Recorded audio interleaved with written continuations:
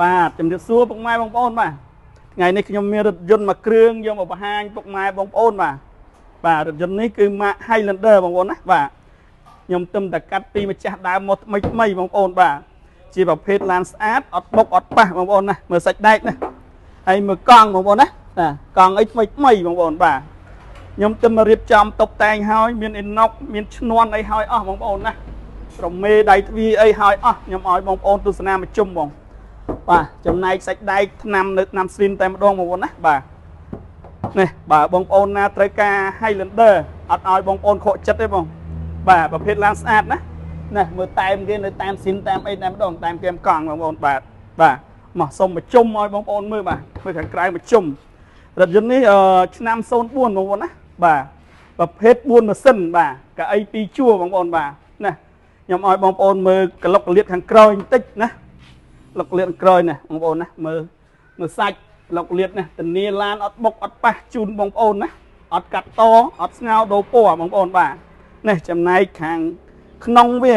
ណាធ្នេខាងក្នុងបាទនេះដិតក្រោយមកវាបាទជាប្រភេទឡានស្អាតអត់ច្រេះអត់ពុកបងប្អូនណាធានាឡានស្អាតជូនបងប្អូនណាសម្រាប់បងប្អូនស្វែងរករថយន្ត Highlander បាទ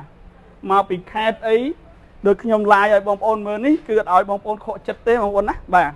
ជាប្រភេទឡានស្អាតជូនបងប្អូនបាទសម្បូរអីថ្មីបងប្អូនណាបាទនេះតែមគែមកង់បាទនៅស្អាតតែម្ដងបាទលេងតុបតែងឲ្យអស់បងប្អូនណាបាទនេះចំណែកខាងក្នុងបងប្អូនណានេះអាវទ្វារស្រោមពូកស្រោមអីបាទខ្ញុំរៀបចំឲ្យស្អាតបាតជូនបងប្អូនឲ្យអស់សម្រាប់បងប្អូនយកទៅប្រើឲ្យបងប្អូនខកចិត្តទេបងប្អូនណាបាទជំរឿខ្ញុំឲ្យបងប្អូនមើលក្នុងប្លុកម៉ាស៊ីនបងប្អូនចំណែកឯប្លុកម៉ាស៊ីនបងប្អូនណា